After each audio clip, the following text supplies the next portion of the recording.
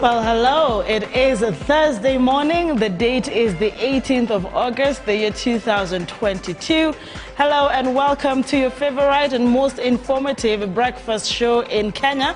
This is The Morning Drift and my name is Ankey Dorice. Simba, it's good to see you. Good morning.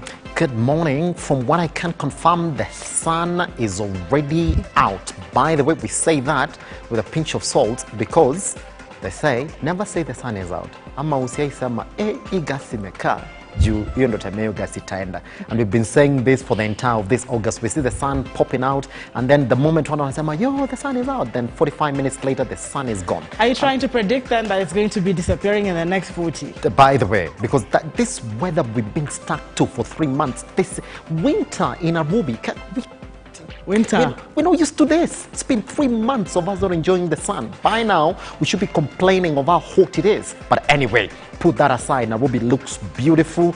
And thank you very much for choosing Look Up TV as your preferred channel to get you going this morning. It's a jam-packed session that we have for you here all the way up to 12 p.m. for our fast breather. But what I do know is that Ankey Dorice is going to come up with those deep conversations now. But we're going to talk about beyond the elections. What next then? Simba, as you're speaking, saying Nairobi looks beautiful, really for sure. Vividly, it seems like business is taking shape. People are back. It was quite, busy this morning in the CBD. Human traffic, not really there yet, but people are back and children are going to school. If you didn't really gather that information, today is the 18th of August, the day to reopen the institutions of learning. So you're seeing a lot of children in uniform, parents and guardians there for just taking the children back to school. I thought that there was a bit of panic seen back, especially with the twists and turns after elections. But it seems like Kenyans are a little bit more confident this time. And they're peaceful, they're comfortable, and their lives are shaping back into normal. I don't know if you saw the same thing, Simba, this morning. I actually find it very, very impressive. Yeah, there was a lot of traffic, by the way. So Nairobians and guys who stay in Nakuru, Mombasa, what you have to know is that the normal traffic jams are back. Because at around 6:30 in the morning, I normally use Mombasa Road into the CBD. Mombasa Road was jam-packed at around 6:30 a.m. in the morning. If you go back 2 weeks ago, it was clean all the way into the CBD. So this week, you got to cut that commute by 30 minutes. If you're used to being on the road by 6:30, make sure that you're on the road by 6 a.m. because those 30 minutes are very, very important for you actually to get to work. But even as we talk about that, if you look around again in the CBD, every other thing looks as if it is business back to normal, because indeed, if you look around, we gotta sell. We gotta make a living. And by the way, congratulations to all Kenyans for maintaining peace. And the conversations, Ankey, that I've been getting around is, well, let the process take its direction. If you want us to go to we want us to go back to a rerun, then let the courts decide that. If the courts say then, indeed, that you're going to get your president-elect sworn in after the court process, then let that be it. For us, we were done on 9th August. The relevant bodies then will have to take it upon themselves to kona economy ya kujenga bana. I like it when you say tukona economy ya kujenga. Someone posted a photo yesterday saying the economy needs to get running. And Simba, I remember you saying we're actually still crawling. Yeah. So we need to get it running. But of course, remember that the highest office in this country is the office of the private citizen. So you need to, of course, go back to work. The hustle and the bustle is on. Let us know where you're watching us from. It is always really good to hear from you. Kiage kule Mombasani. How's Kakamega, by the way, you guys? Mombasa and Kakamega, we haven't heard from you guys after, of course, Wafula Chebukati's last remarks on the anticipated, of course, postponed, elections that we, of course, were waiting to see that would turn out probably affect institution of learning. What are your thoughts? Use the hashtag The Morning Drift. Simba, you haven't really touched on business today. Besides them coming back to normalcy, yesterday you hit me, you broke my heart with the unga prices, still at 200 shillings. What's going on right now, again, on matters business? things are not really that good, by the way, when you look at exactly where we are in terms of our economy, by the way. Ankey, when you know the reality on the ground, then you start questioning yourself, what is really going on? Now, let me tell you how you then investigate that. Our businesses are very much reliant on our import cover. Now, if you look at exactly where we stand, CBK governor is saying, well, things are good. Okay. But if you look at what we are doing against the dollar, yesterday, by the way, we touched a mark. That is the official mark, because I'll be telling you exactly how it looks. The official mark is that we were trading at 119.43. In fact, at some areas, we went above that, because we are almost touching the 120 mark. It went up to the 119.90. That's by 90 cents level, meaning that we were just points away from getting to the official mark for 120. But here's the thing, Ankey, you see, but when you now go to these various banks then to purchase the dollar, meaning for you to continue with business, you know, you do business in dollars, isn't it? So you go to any bank in the country right now to purchase that dollar, they will tell you it is around 120 something, 127, 128. In fact, starts from 122 to 127. Ooh, that's where we are. That's how bad things are. Whoa. That's how bad things are, Ankey. 127. Versus you see, the official mark is 119, but then you go to the market right now, depending on where you're going, you have to chuck 128 to get that dollar. That's how bad things are, meaning that this cost will be put back to us, and the cost of living keeps on going higher. No wonder the 8.3% inflation that we're talking about right now, and the cost of unga, by the way, it officially ends today. That unga subsidy, meaning we have to wait for the next government to come in and give us the answers. Ironically, it went down and we could hardly access them. I don't know how many of you have enjoyed that unga that was going for 100 shillings. Did you ever? Talk to us using the hashtag The Morning Drift. We want to go into what's trending. We'll be going into that shortly, and also what's on the papers shortly. So grab a copy for yourself as we go through them. Do not forget that this is a conversation that demands of your voice, and that voice we can only tap on social media at Lookup TV across all platforms. So let's begin with the amount of energy right here in studio, hoping you have the same back at home, and make the Thursday worth living with information and conversations to look forward to. Shortly after this breather.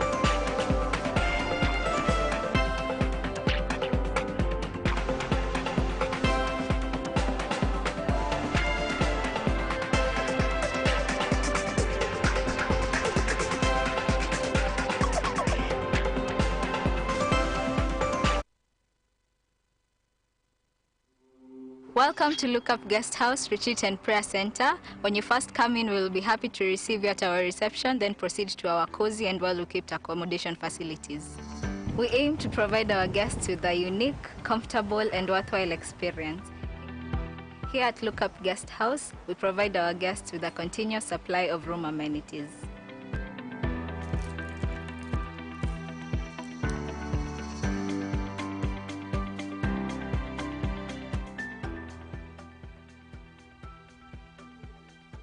A cool environment for all your retreat activities.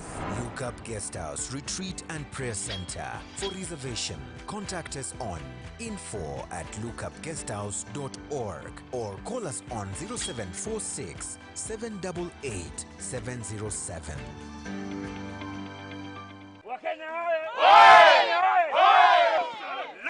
iko ground kuimarisha maisha. Na mnajua nini? Mnajua nini? Loto ikikuja ground haiwachi bure.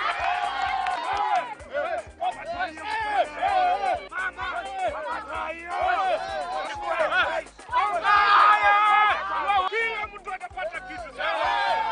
Acha leta hiyo pesa. Kwani hauna habari? Loto iko ground na inapeana zawadi kemkem. Wapi ufunguo? Leta ufunguo. Mwanadada, kamata ufunguo wa gari. Na kulombo tu. Unangoja nini? Changa mkacheza leo.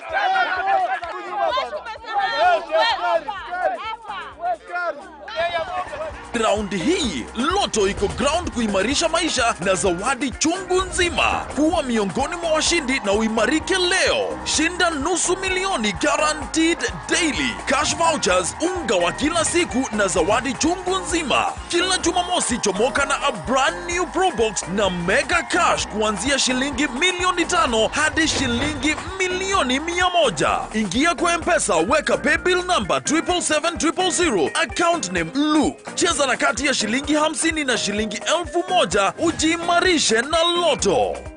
Changamka cheza Loto.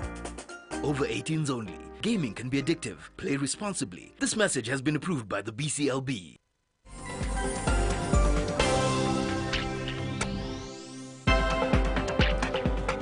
Welcome back. You are still watching Look Up TV, but most certainly the morning drift. My name is Simba Kiage. We are sort of into what we normally talk about here in the morning, what you guys are talking about. And the conversations for entire over this week, Ankey, have been around politics and exactly how we've gotten out of the electioneering period. And this morning, there's one particular one that we've seen this morning as far as that particular period is concerned, Uhuru and Ruto. And I can tell you, Ankey, exactly what we've seen across the board. By the way, listen, maybe you can be the judge, isn't it? So, reports really of the fact that indeed that maybe Ruto and Uhuru probably, and I'm saying probably because that's what Kenyans are talking about, and this is the agreed side, by the way, for the Azimio coalition, saying that maybe, just maybe, they never fell out. Well, politics, and I have always said, I continue to say, you know, I say it during my bulletins, I say it all during the show, and people take it lightly. I say, leave politics to politicians. That's it, isn't it? At the end of the day, it's a game. Well, some people have gone further to say it's a dirty game. Even dailies call it that. But what if it was just politics and they didn't really fall out? We don't know really for sure, Simba. Will we ever know? Yeah, that's it. Here's the thing, though. Can I read this tweet from Mwalimu Dida? That is not the Mwalimu Dida that we do know, because he's gone ahead to add something on top of his handle, Kiage Simba. Okay, now, this is it. This is exactly what Kenyans are talking about. And by the way, this is the aggrieved side of the Azimio coalition, isn't it? They're saying maybe it's time to be honest with one another. Both President Uhuru Kenyatta and Ruto know the extent one has to go to take power. They also know that Raila Amolo Odinga cares for this country and the constitution. If there was anybody who was serious about helping the other, it was Uhuru Kenyatta helping Ruto to win, not Uhuru Kenyatta helping Raila to win. My goodness. I mean, we're actually just looking at what is trending on Twitter, and really what a tweet. I'm seeing Safan Hassan also Simba in that same breath, putting a picture here of, you know, Ruto and Uhuru, either him receiving the other, and of course seeing never despise a man. That is a tweet by Safan Hassan, and wow, what a handle, at Kenyan Prime News.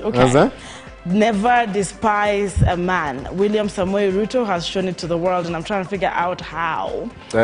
Most headlines were also saying from, you know, a hustler to a president. That's what they're saying. Pelinet, just before I let you, Pelinet, also the Uhuru and Ruto now trending, has tweeted, when corruption favors Christians, they call it grace. Where?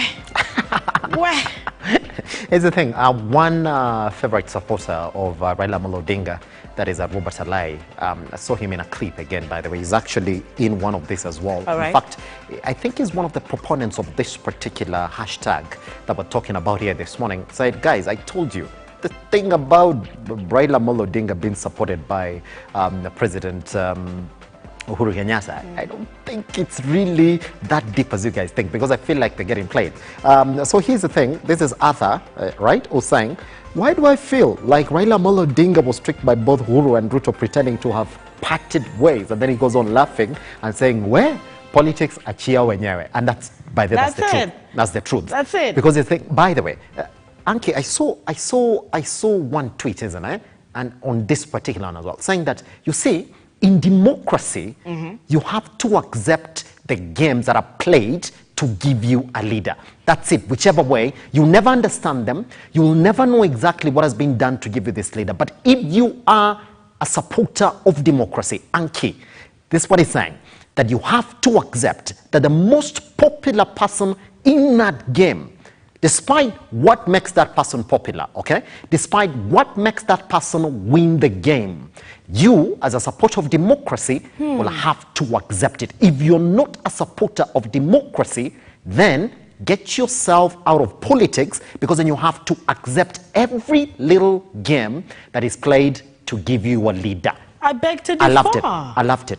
And I beg to differ. How? Are we allowed to differ? No, yes, you can. Because it's an opinion. Because we are part of the democracy. Are you then saying that we need to accept that democracy is mediocrity and accept the game as it's played? You know, yeah, that's it. That's it. That is what they're saying, but it is pretty much not logic for me, because at some point you need to question, you need to change how things work, get different results by changing how the politics is played. Yeah, fine. And this is, in an extension, this is what it means, yeah? That in democracy, you have to respect the rules of the game. Ankey, we've gone to an election, isn't it? And then IEBC came and told us this time around the election is going to be free and fair. You and I, up to now, can still go on that online portal and get the results, isn't it? That is free and fair. Then you and I would have the questions. But democracy also says that should you have a question, then you go to the courts. Now we're waiting for Zimio then to go to the courts and actually get to present their grievances. Now, should the courts decide that indeed there is no ground for that, Ankey, you and I have no way. We have to come back and say, well, in democracy, this is our presidential candidate, so let's go on and support him all the way to the end. Now, if you don't like that process, democracy, then get yourself out of politics, because indeed, you're just going to get sick. My point, precisely, Simba, I don't have a problem with the system. It should work in the favor of the nation. Not individuals. When you make politics, and I'm not saying you're doing that, and I'm just talking to any analysts out there or any political scientist, just to bring us up to speed, when politics ceases to be about the nation and the better of the country and goes into individuals and selfishness and greed, then we're going to have to change how it is played at the end of the day. If the independent bodies, including the judiciary, is compromised or are compromised, we're going to have to look into some of these things and ensure that democracy at the end of the day really does serve the majority, and that is the people, where the power actually lies. But I really do appreciate that we have all these different perspectives, and it's really sharpening me up today as well, even as we are, people are saying, quote unquote, moving on, some are celebrating. What I am seeing, however, that the country, whichever direction we take, is supposed to be moving forward. Now, Simba, as you speak of politics and how it's played, I'm seeing a very interesting, trend here. Even as we're winding up, Kenya 254 is trying to be, interesting and funny, but I don't know how funny this is. We might not even put this on air, but an apologetic 254, have you seen it? Saying there's a picture of Raila Odinga in 2037. Rejecting president's results after being defeated. Just listen. Listen, this is him rejecting results after being defeated by Dindi Nyoro. Where? Respect Baba. I will say that, by the way, because I come from. But here's the thing: we give credit where it's due, Ankey. That you and I can't be talking about democracy, the fair process in this country. By the way, the various reforms that Raila Amolo Odinga has championed himself in this country. By the way, they go without saying. The thing I like about that is that even his opponents know very well that even this election process couldn't have been easier for them hadn't Raila Amolo Odinga championed for some of the reforms we've seen in the electoral process in this country. But then not just in the electoral process, by the way, everywhere in this country. That one, we gotta give it to him. You joke. Like you joke, Sana Leona ingine Baba the 6th to the 6th, bwana. Simba, I know we're about to wrap this up, and I don't want to get Kiswahili sana. Yeah. There is also the hashtag Arrest Chebukati trending. We might not open it and touch on it, but Arrest Chebukati is trending right now on social media. Supreme Court is trending as well. Juliana might not cease to trend the next 3 or 4 or a week later. So Juliana Cherera is still trending. And I just really captured that Chebukati is also still trending. But of course, the hashtag Arrest Chebukati is making rounds. It's some very interesting screenshots. I could not verify, I cannot verify. Okay. But Kenyans are reacting. Yeah. There's an uproar on social media talking about Arrest Chebukati. Remy at Remy Ox is saying people think that Raila didn't have the money or the ability to bribe his way through.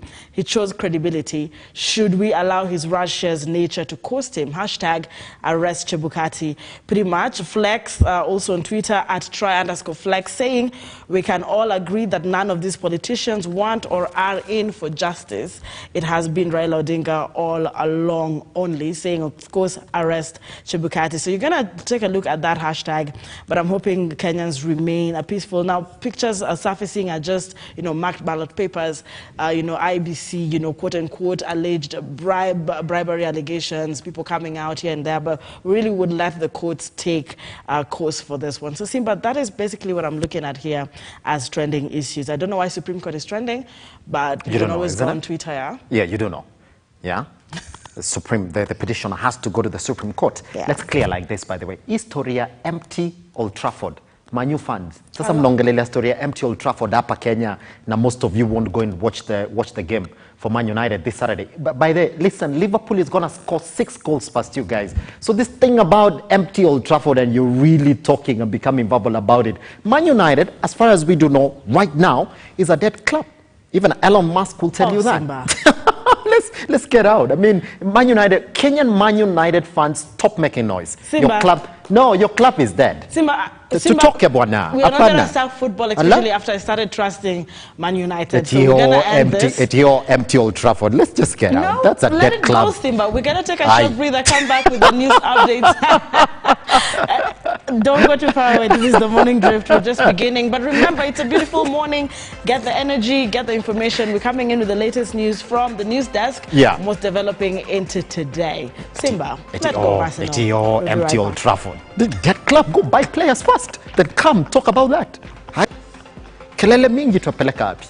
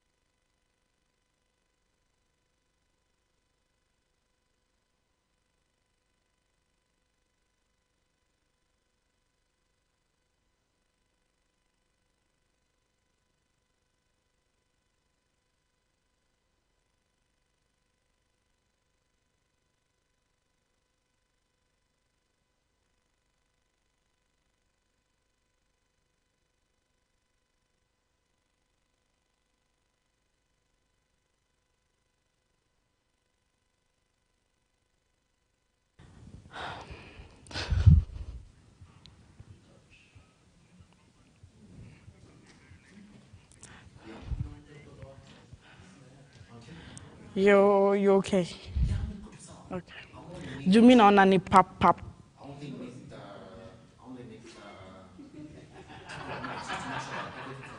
So the transition from the discussion to bulleting is gonna be okay.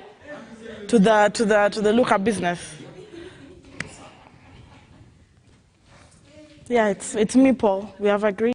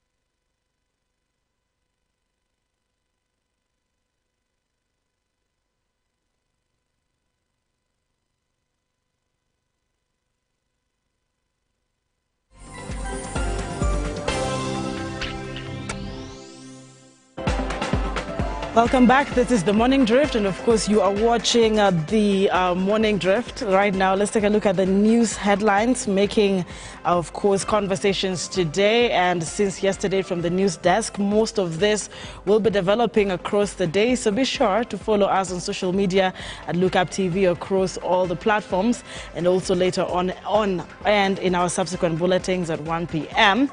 4 p.m. for the trending news, 6:30 p.m. and 8 p.m. at the top of the hour. Now, starting as off is what is going on with the IEBC and elections that were postponed to the 23rd of August. However, now, IEBC Chairperson Wafula Chebukati has postponed all suspended elections, including Mombasa and Kakamega gubernatorial races. Chebukati has cited harassment and profiling of IEBC staff top among the reasons for the adjournment. The election for Mombasa and Kakamega had been scheduled on the August 23rd.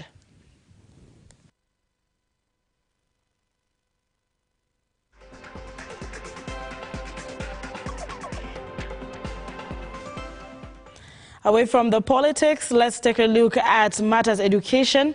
All primary and secondary schools will reopen today, 18th August, after a 2-week closure due to the general elections.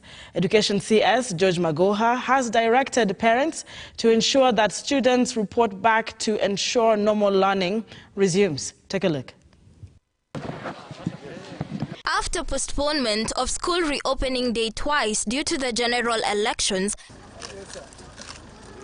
Education CS George Magoha on Wednesday reiterated the schools will be opened on August 18th as planned. Magoha further noted that schools within Mombasa and Kakamega County will remain open pending gubernatorial elections on August 23rd, adding that students in the respective counties will stay put in their dormitories for safety. I want to say that, having consulted with my colleagues, the Ministry of Interior, and also having consulted widely, we know that there is absolute peace prevailing in the country as we speak now, and therefore there is no cause for alarm, even about our children. And you heard yesterday that we were directed to go back to work. I would like people to understand me and my training from Starehe Boys Center, which I left 50 years ago. We were trained to manage by walkabout.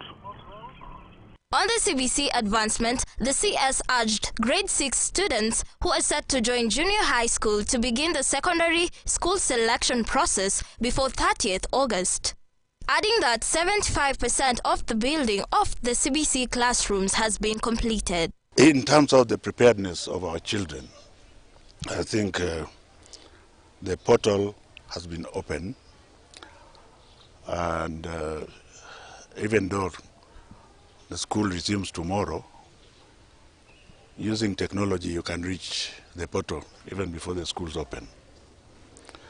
I want us to continue to be positive about our children. We produce them with our blood and we love them. Let us not be naysayers all the time. That portal will remain open till the 30th of August. Maybe by which time there will be another cabinet secretary, I'm not sure. But if I am still there by that time, and it requires that we adjust the timetable after consulting widely, then it will be done. Mudeundalana, Look Up TV. All right, now just to have that updated, now of course that story was captured yesterday, but the schools are reopening today. And we've seen a lot of that happening right now, especially in the CBD. How is that particular exercise going down in your respective counties? Please update us in the comment section. We're live on Facebook. How is Mombasa? How is Kakamega, Wajir, Turkana? Are the students and pupils also going back to school this very morning? Please take pictures also and put on the Instagram page. We'd love to see that development. But now over to politics again. The Azimio leadership, led by flag bearer Raila Odinga, on Wednesday affirmed their intention to pursue justice at the Supreme Court a day after Odinga rejected the presidential results as announced by IEBC Chair Wafula Chebukati. Following a closed-door meeting that brought together elected leaders under the coalition party to deliberate on the way forward, the top brass leaders maintain they have a strong case backed with the watertight evidence to revert the Wafula Chebukati declaration, even as they called on their supporters countrywide to remain peaceful. Here's our reporter Henry Tende on that front. A day after the Azimio leader Raila Odinga announced he has rejected the presidential results as declared by the Independent Electoral and Boundaries Commission IEBC, the top brass leaders of the coalition party convened a meeting at the KICC of all elected leaders under the Azimio umbrella to deliberate on key issues, among them the decision to pursue justice in the wake of the contested elections.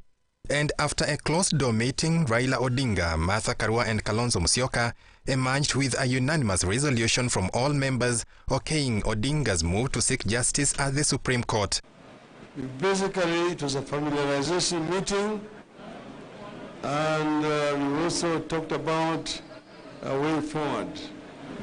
We've given them a brief as where we are with regard to presidential elections, and they have approved the steps that we've decided to take as a Azimio coalition. Nchi hii bado ni mapambano ili haki mwishowe ipatikane so that Kenyans can live happily together with each other as brothers and sisters. So unfortunately this has happened because of what happened at Bomas of Kenya, and therefore that process, the legal process continues. The political process also continues. This decision sets in motion a fierce legal fight in the corridors of justice. This, even as the Azimio Brigade maintains they have a strong case backed with watertight evidence to annul the results of the election, the results they have termed a travesty of democracy and the will of people. Ours is victory deferred, but it's coming home. And that's the message to everyone. As we explore avenues, all legal and constitutional avenues, let everybody know victory is coming home. With all eyes from within and beyond borders fixed on what is happening in Kenya, Azimio leaders have made a passionate appeal on their supporters countrywide to maintain peace and allow them travel the legal journey to the fullest. We are still strong. This is an assurance of Azimio leadership to their supporters, even as the legal battle is now set at the Supreme Court. Henry Tende, Look Up TV, KICC, Nairobi. Well, Ian, thank you very much, Henry Tende, for capturing that particular story and development. That is something we continue to look into as Look Up TV. And as far as the just concluded general elections 2022 are concerned. Now, still on matters politics, the Kenya Kwanza coalition, led by President-elect William Ruto and his deputy Rigathi Gachagua, on Wednesday convened a meeting at his current residence in Nairobi. Ruto noted that the inaugural caucus has set pace for the transition of power. Here's Moses Okech with this report.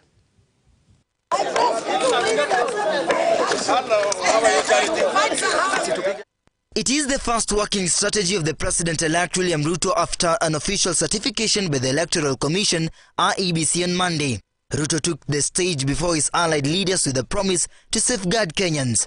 I want to, in a very, very special way, tell the people of Kenya in this first meeting of the leadership of Kenya Kwanza that every Kenyan can now go back to their phones.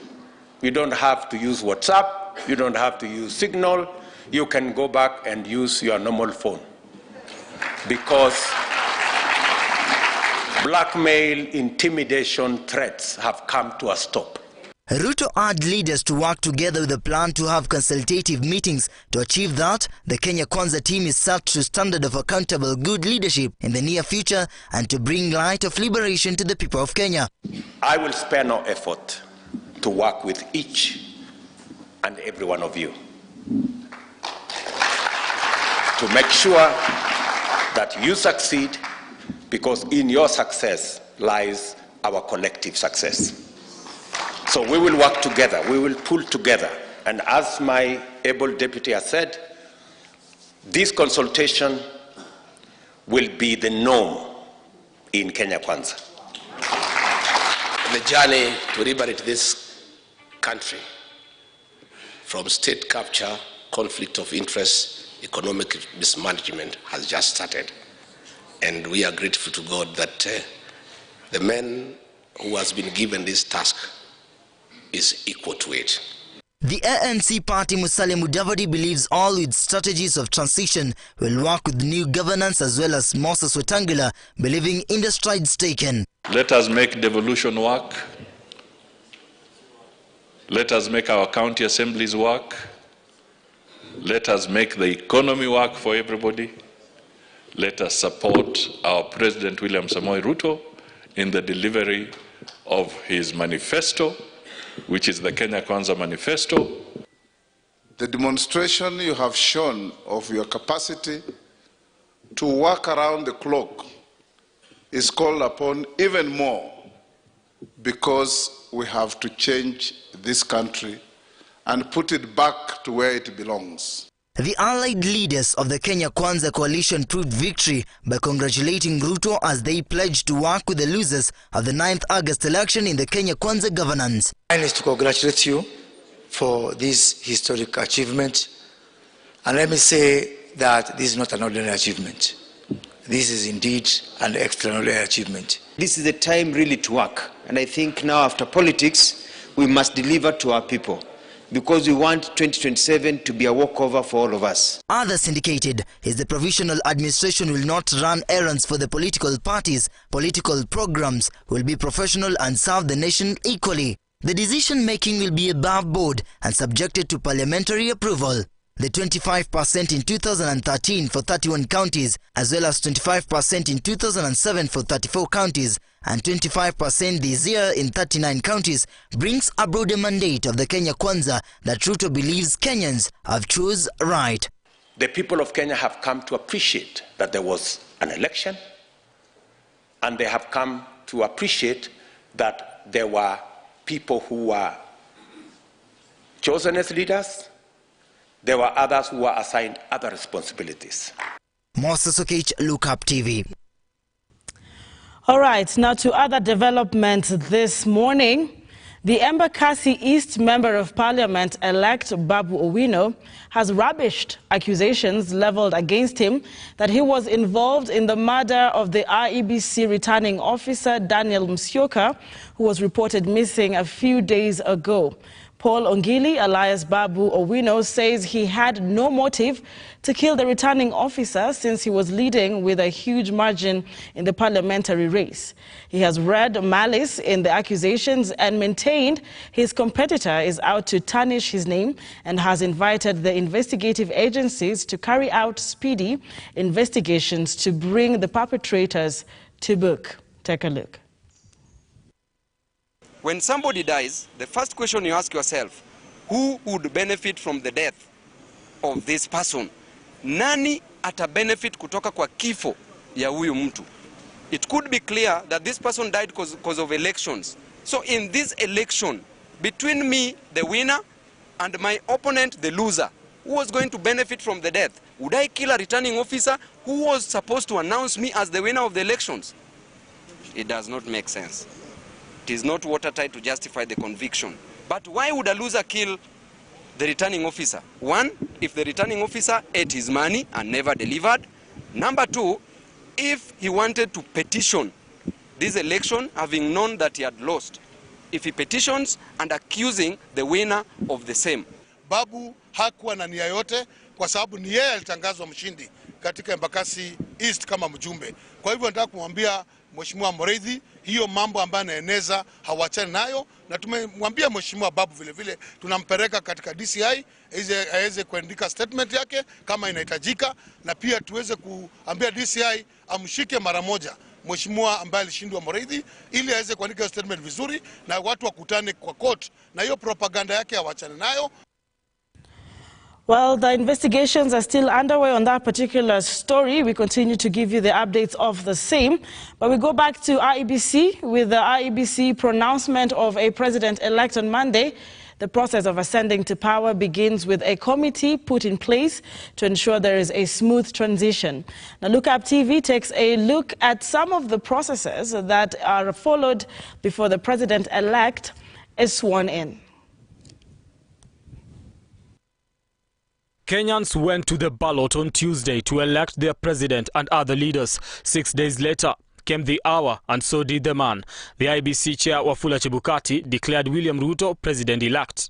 I, Wafula Chebukati, chairperson of the Independent Electoral and Boundaries Commission, hereby declares that Ruto William Samoei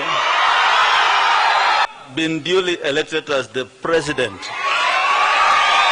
The process of transition to power is spelled out in the Constitution, with the Transition Committee mandated to ensure that everything goes according to plan. The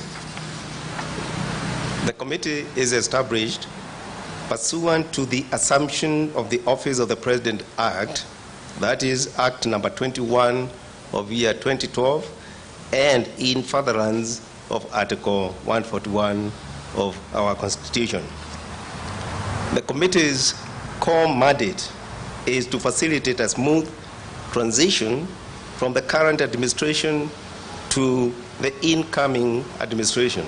According to the Assumption of Office of President Act, an incumbent government is expected to establish a committee known as the Assumption of the Office of President Committee to steer the process at least 30 days before a general elections. But what exactly does the transition process entail, and why is it important? Lawyer Dedan Chege explains. What is supposed to happen?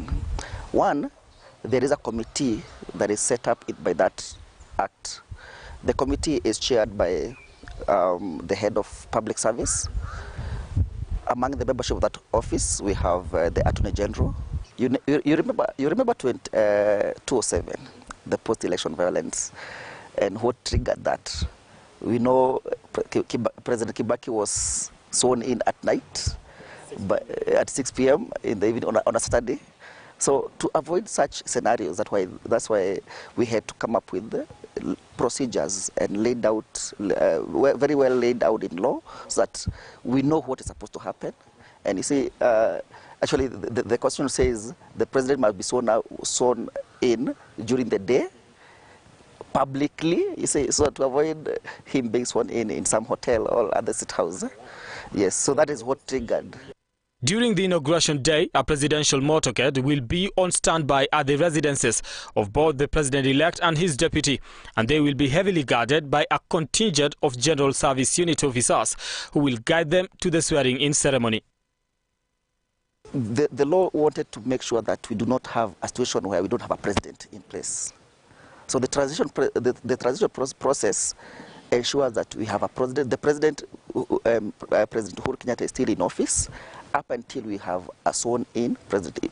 Even at the time we have a president-elect, he still remains as a president-elect.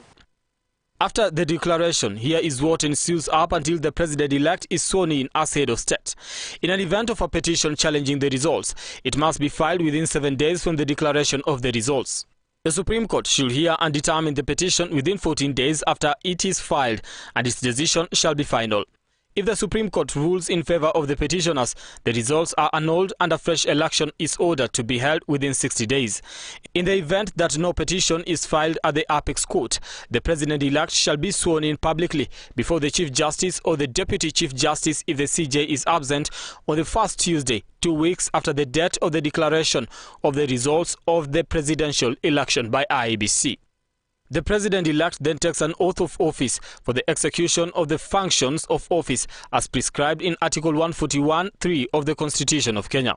Upon taking the oath, the President shall sign a certificate of inauguration, and the outgoing President shall hand over to the President the instruments of power and authority, a sword and the Constitution.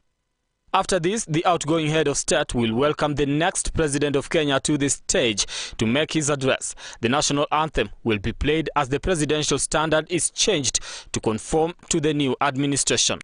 The outgoing president will then leave for State House to officially hand over the House on the Hill to his successor. In the meantime, the newly sworn-in president will then be driven around the stadium in an open Land Rover to greet Kenyans in attendance, after which he will be driven to State House for a final sit-down with the outgoing president. Brian Amuai, Look Up TV, Nairobi. All right, now moving on to another very important story here on the corridors of justice. Chief Justice Martha Koome has been dealt a major blow after High Court Judge Mugure Thande declared Supreme Court's decision to gag lawyers from making comments on presidential petition unconstitutional for not adhering to public participation requirements. Koome had initially amended the rules to govern proceedings of the Supreme Court to block lawyers from making comments on presidential election petitions.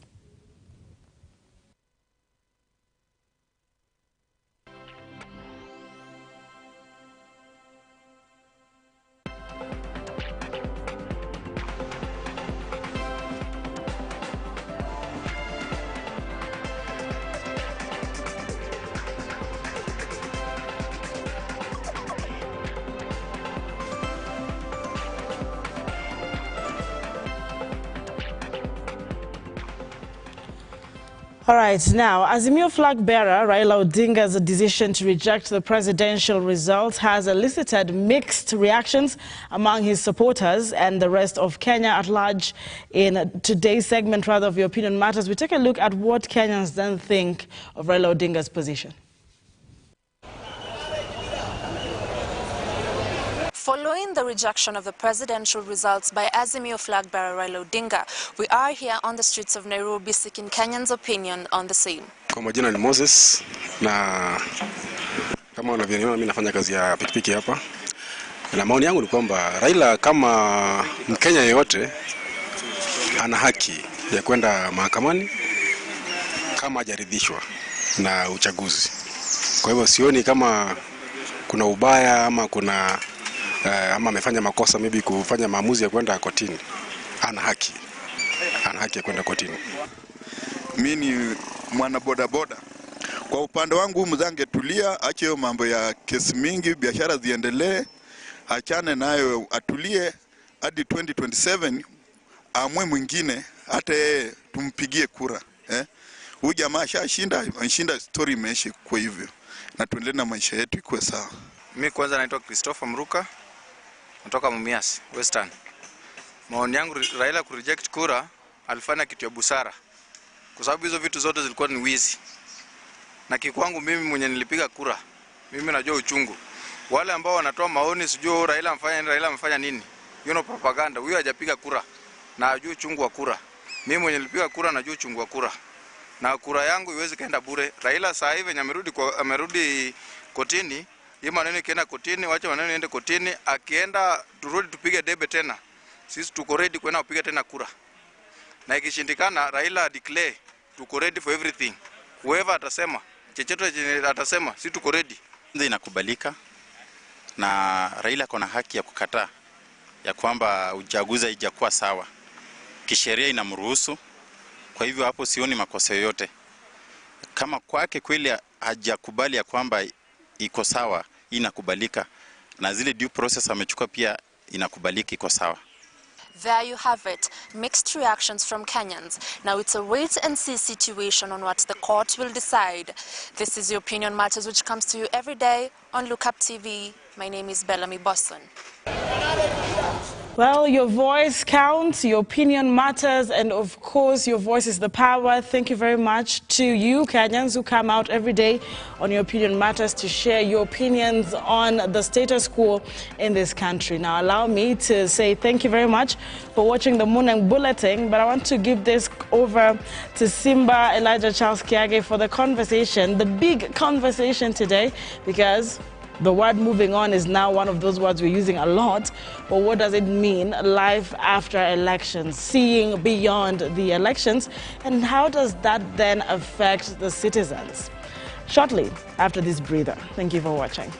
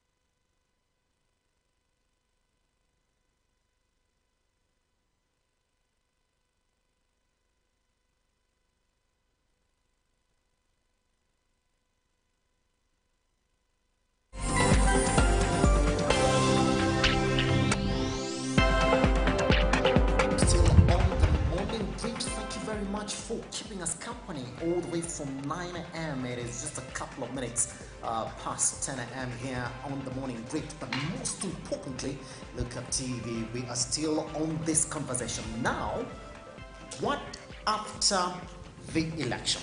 Guess what? I'm told I have to come back again shortly. So let's see the show.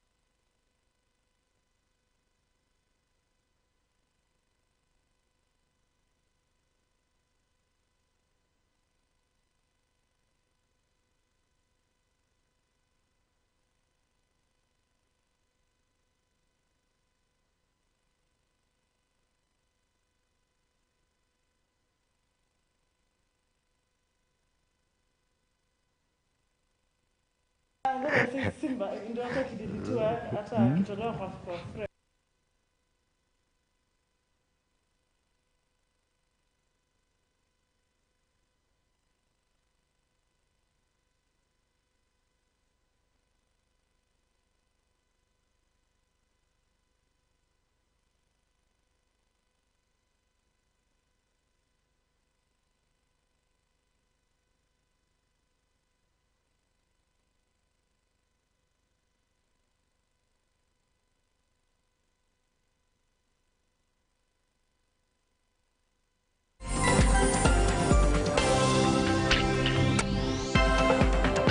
It happens. We are not the owner of machines. Sometimes machines do own us, so we do apologize for that short technical sound hitch, but we fixed it. Thank you very much, James Kinyo, for that. By the way, he's a sound technician. So welcome back again. Let's talk about the post-election period then. We do expect to be joined by advocates and in-house, isn't it, Ankey? By the way, I'm still with you. Oh, you're still with me?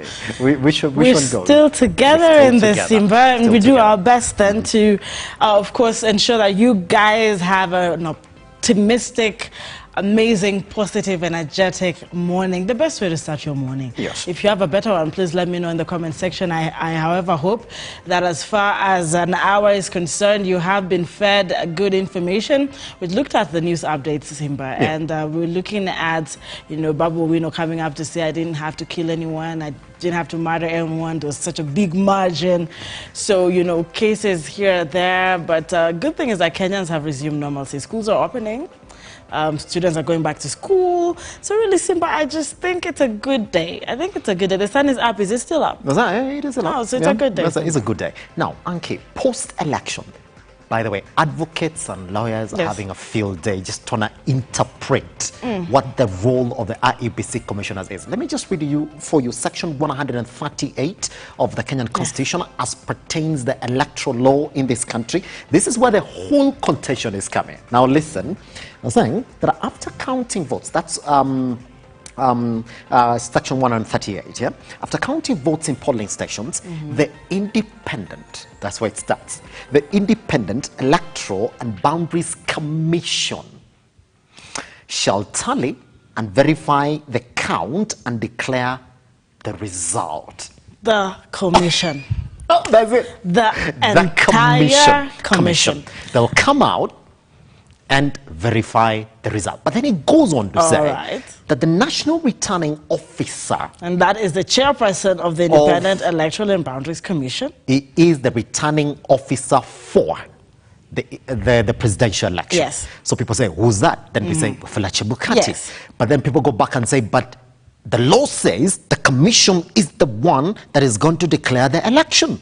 So they say, when the commissioners come out and say, we do not support this result, does it give veto powers then to Wafula Chebukati to go right ahead and declare that election despite the split within IEBC? From what I gathered... But wait, Ankey, can I ask? Yes. Who is IEBC again? IEBC is the commissioners. Is it? It is, but in that whole IEBC, there are certain exceptions. Would you say that? I would. Now, look, yes. There is also the aspect of the three commissioners. The three commissioners. Do you get the point? Yeah. I mean, the advocate was here yesterday saying the power that lies with the three commissioners. Yeah. So even when the four stepped out, we still had the three who would still say, well, this is verified. This is verified, that we stand with it as well. We stand with it. But of course, then, they're not the majority in this case, but three, a minimum of three works, I think. That's it. But then in declaration of the result, it's quite clear. Listen, and I'm going to go back to that section C. I mean, that's exactly what we're going to see being argued once this petition then goes right ahead to the Supreme Court.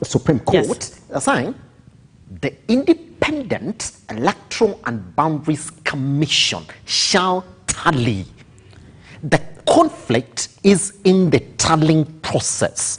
In fact, the four commissioners came out and said the tallying process was opaque.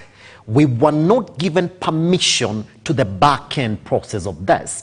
So the whole essence, indeed, Ankey, when we look at it, is in the tallying process, and that's why it comes in, despite what transpired after. In fact, they didn't say, well, we've left the commission, we don't like this. In fact, majority of them were adorned in IEBC, regardless, if you did say that, isn't it? Saying, we are part of this commission, but then the law stipulates that the entirety of us have to be involved in this process.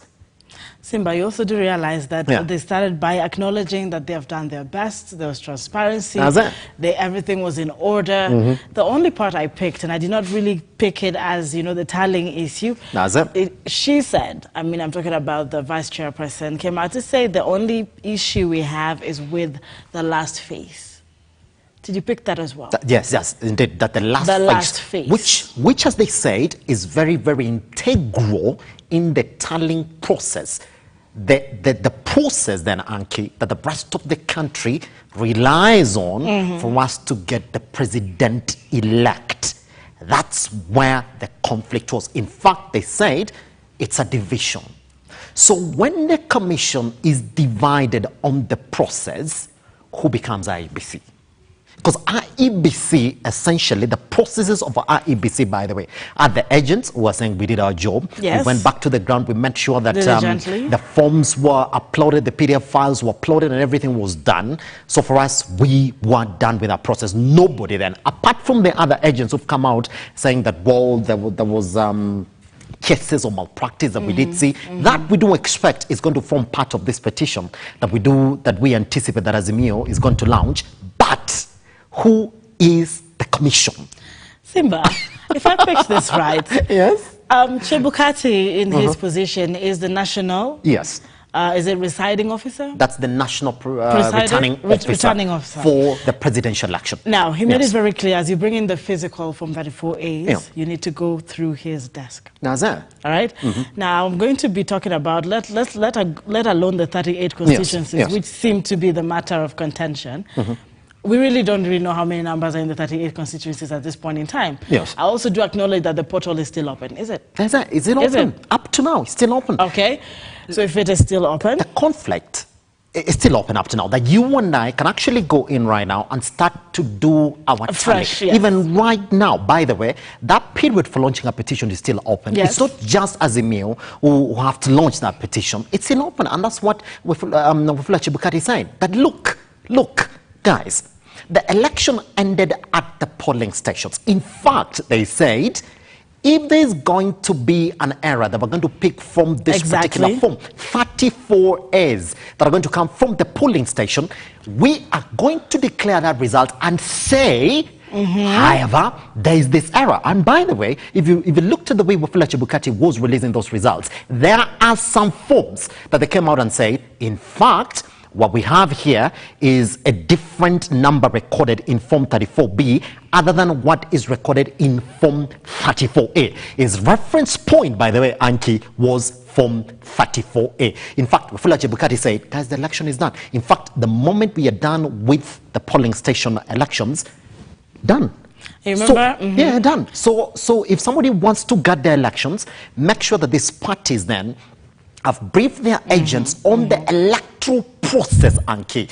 Go there, make sure that what you're sending to IEBC as party agents, by the way, is exactly what we have in the portal. So when you come then to the National Tallying Center at the Bomas of Kenya, look here, we're not gonna ask you to come in and help us count. No. We'll count it by ourselves. Just make sure that the forms that are in the portal are the forms that were on the ground. It was quite clear. So the point of contention, and I've listened, we're going to have that conversation shortly with the advocates who are coming into the studio, is not essentially on the process of elections. No, probably pre and maybe pre. Maybe the argument is going to be like, well, when we came up with this and this happened. I don't think it's pre, Simba. It's got to be pre. I'm convinced it isn't pre. Oh, by the way, again, I'm convinced it isn't pre. We've listened to the 2017 former retired CJ Maraga. Speaking of former, I know you're going to touch on that, but of course, now the CJ Kwame has come out to actually warn advocates on what is currently going on, and their, I don't know if submissions or their observations or their perspectives on what is going on. Asked to refrain. Yes. I don't know if you picked that as well. Oh yeah, I did pick up that the warning was essentially on when you're talking about this process, just be factual, do not politicize it, because we do anticipate a petition to come in, isn't it? So that now you don't really go in and sort of get in a biased opinion before the judges get to look into this case. But since it is not an active case, we gotta talk about it. It's not been launched officially. It's not an ongoing case. Here's the thing. CJ Maraga did ask that question back in 2017. Guys, you're given 6 pieces of ballot papers. Yes. And they said, we do not know what might go on at the ballot station. Ankey, you're given 6 pieces. You gotta vote for your governor, your president, your MCA, your member of parliament, all the way up to women representative, isn't it? And the senator.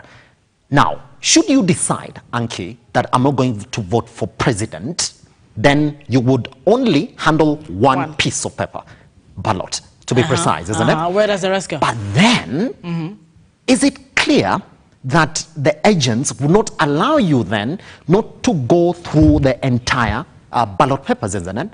So now, the ones that you've not ticked, the ones that you've not marked, the ones that you essentially decided, I'm not going to vote on it, how do you classify that and where do they go? Simba. That question is what I've seen majority of Azimio, I would say, no petitioners yet, the majority of Azimio leaders were saying, if you look at how that process went, these varying numbers between how the president, the candidates got the votes to members of parliament to governors, probably that is where the petition is going to come from. I mean, Simba, just coming into the reality of things, if I didn't want to, take or mark all the 6 pieces, why don't we just agree at the beginning, like Nipe Moja? Yeah. Where Nipe Moja? Me Nipe Moja, you're not going to elect 2 presidents. That's it. This is part of civic education. It's a 6 piece. It's but a 6 if I pick all of them, but you got to pick all of them. And then you don't see me go through the other boxes, or I don't mark them, really, you just can't walk out. That's that. But who's watching? But who's watching, and was that part of the laws that were supposed to follow at the polling station? Exactly. Isn't it? That's it. Ankey, I can't wait for that conversation, because that's exactly what it is that we're waiting for. By the way, all the processes for the next government are already in place. The transition committee coming in to say we are already up and about, making sure that immediately then, after this petition that we expect to be launched by the Azimio coalition is done, then indeed we have that government in place. That coming shortly, Ankey. I can't wait to have that conversation. I can't wait to go watch from the other side, Simba. It's been amazing. I like how you put everything into perspective. Well, I hope someone comes here to challenge you. But I do love that the guests are already in studio. So ladies and gentlemen, boys and girls, I'll be paving way. But remember to use the hashtag #TheMorningDrift. What are your thoughts? How are you today? Now, shortly, the guests will be in. And Simba, Elijah Charles Kiage will walk you through this one, even into Look Up Business in the next hour. Have a good one.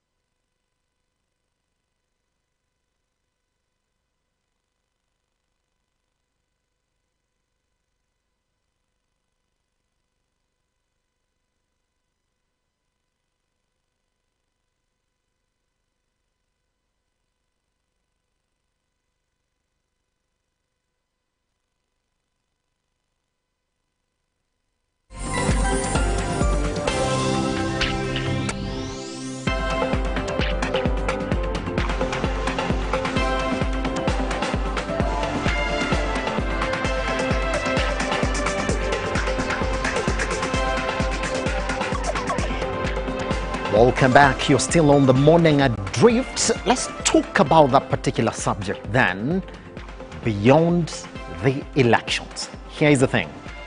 The president-elect and the deputy president-elect have already been gazetted by the IEBC. That, according to law, because indeed then they've conducted that general election, and as far as they are concerned, everything went on correctly. Fine.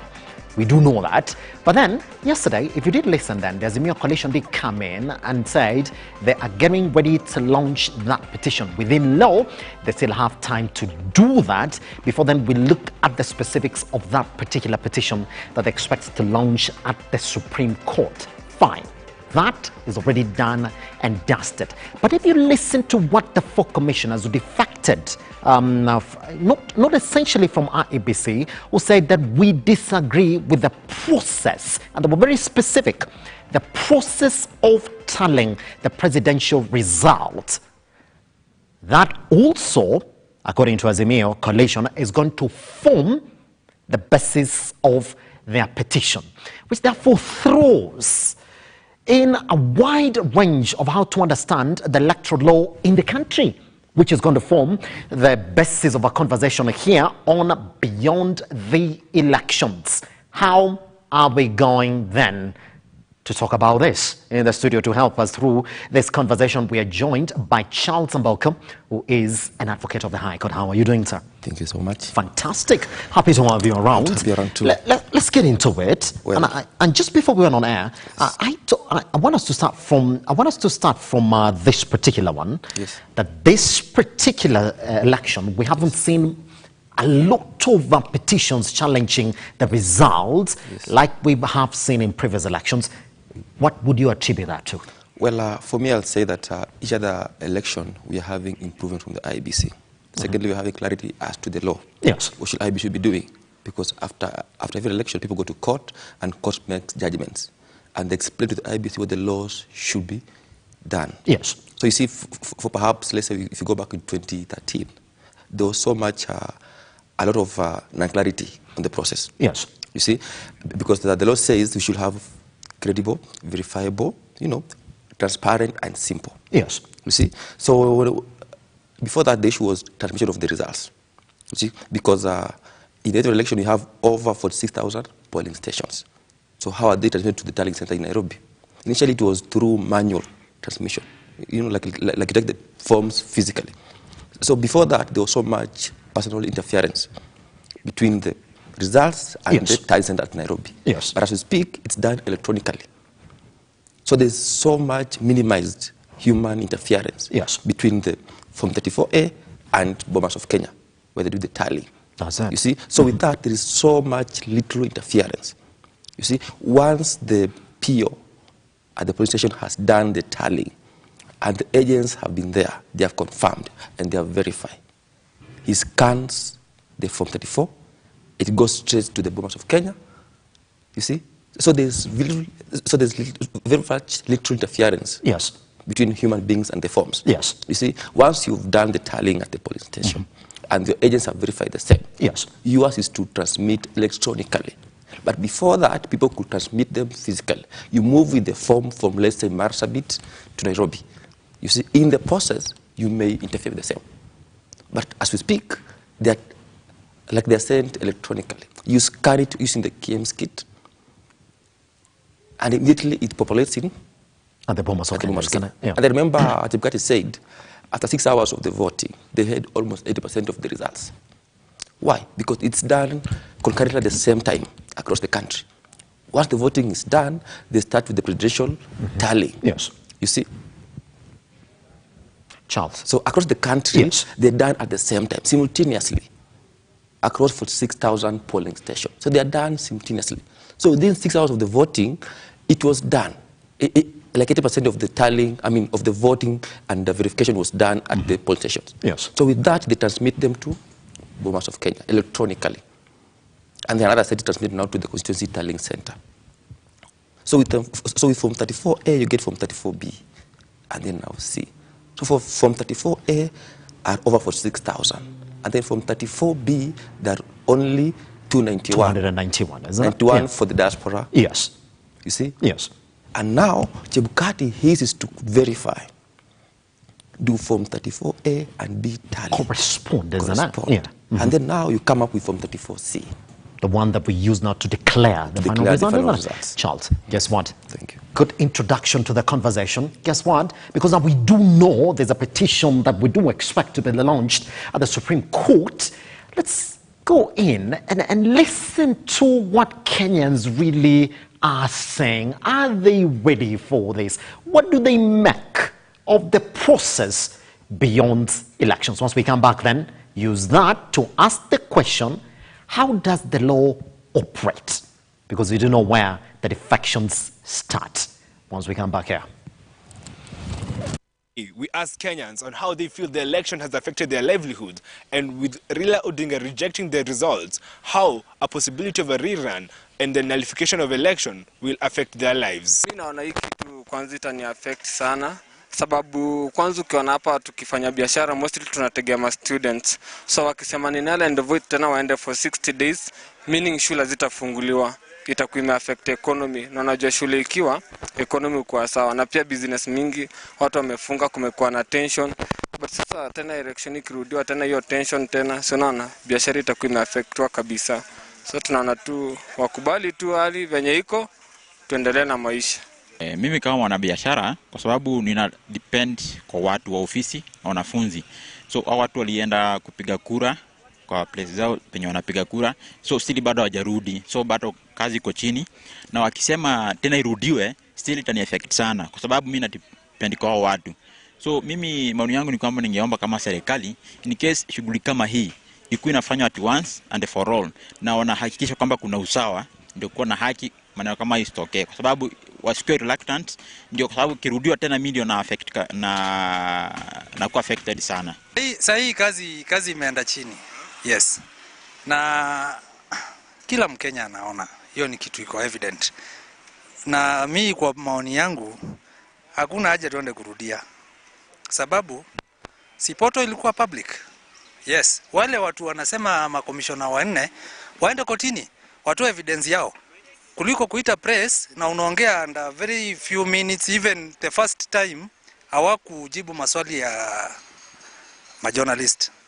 So mimi kura yangu najua niliweka mahali pazuri na candidate wangu alipita. Story ya kurudia maisha sahi iko noma. Hiyo story ishe hivyo, tusonge mbele. Ziko kama mwanabiashara itakuwa imerudisha maisha chini, maisha ya watu, then it is also expensive kwa sababu itakuwa inatumia pesa ya mwananchi. Kuna uwezekano hata baadaye vitu zitakuwa expensive. But kitu moja pia Wakenya wanatakana wajue, sisi tulitaka kitu inaitwa democracy, and the democracy is always expensive. So anytime we need justice, lazima tutaspend. Yeah. So it is expensive, but for the better future. And that's how a section of Kenyan feel the election have affected their lives as the country wait for the court ruling. Edwin John Mukora, Look Up TV. Edwin John Mukora, just giving us exactly what Kenyans are thinking, which forms the basis of our conversation, Charles. Yes, we sir. don't expect that petition then to be launched within 7 days. Within 7 days. They still have a couple of days, isn't it? Yeah, perhaps until Tuesday next week. Until Tuesday next week, before we see then the true picture of that petition and where the argument is coming from. Let me begin from there. You hear what Kenyans are saying, that they didn't like what the 4 commissioners did. That they didn't even have their facts right when they were talking about that. Let's go to what the electoral law says, and I'm going to go to section 138. They say the commission shall tally and declare the results. Charles, who's the commission? The commission, as we all know, at the apex are the commissioners. Below them, we have the arrows at the constituency level and the county levels. Besides that, we have the PO, presiding officers at the polling station. All of them form the commission, the IEBC commission. All of them. So whatever was said at the polling station, it was done by the commission. That presiding officer is still the IEBC agents or employees. The RO or returning officer at the constituency level who comes up with Form 34B, it's still part of the commission. You see? And then now Chebukati and the commission itself, now the commissioners, now the 7 of them, they still form the commission. Yes. So they should work together as a team, yes. But still, they have to employ other people. Remember, Chebukati said the tallying was done by other employees because it now involves mathematics, adding up and subtracting. You see? But remember what the law says about the role of the commissioners at the apex. Yes. What is that specific role? They cannot vary whatever was done at Form 34A at the polling station because that's the final result. You see? So if, for instance, at the polling station, it was confirmed candidate A garnered perhaps, let's say, 530 votes, candidate B garnered 130 votes. At the apex, Chebukati cannot vary that because verifying is a matter of confirming. Is this correct? You see, do we have the right forms? Do those 34 forms have the watermarks of IEBC, perhaps the seal? Because remember, you're told, yes, as you're given the ballot box, the ballot paper, it should be stamped to confirm that it's actually from the IEBC. So those are the executive features given by the IEBC. So at the apex, they'll be verifying that indeed these Form 34S are ours. They have the watermarks, perhaps the security features, maybe the stamp of the IBC. That's their work. You see? But at the apex, at Bombas, they cannot come up with new figures. Theirs is just to tally, you see, and confirm that indeed Form 34S now come up from 34B, yes, and the figures do match. We may have some small variants. Charles, and I'm sorry to come in again. The verification process, and I know we're speaking law here. Indeed, we're going to see a lot of you trying to define what verifying means. When you're verifying a document, what are you doing in a nutshell? You are confirming the authenticity of that document. What if you find indeed that whatever it is that you have is not what you expected? What do you mean? Because as I mentioned to you, yes, voting is not a rocket science. It's something that everyone can do. You're given a ballot paper. Yes. You confirm that it's indeed stamped by the IBC. And all of them are stamped. So as you're given, it's stamped by the IBC. And then you go and, you know, like you go to the booth and you do the voting. Yes. And you put them in the right paper. And that's why, as you try to put them in the ballot boxes, there are people to guide you. They tell you, this one should go here. And you can see the ballot paper and the ballot book, they're almost of the similar color. Yes. You see, so you cannot perhaps put it in maybe the wrong box. And then once that is done, at the end of the day, perhaps in the evening, perhaps maybe 6 p.m., they now open those boxes. And you'll have your agents. In the full glare of the agents as well, isn't it? Yes.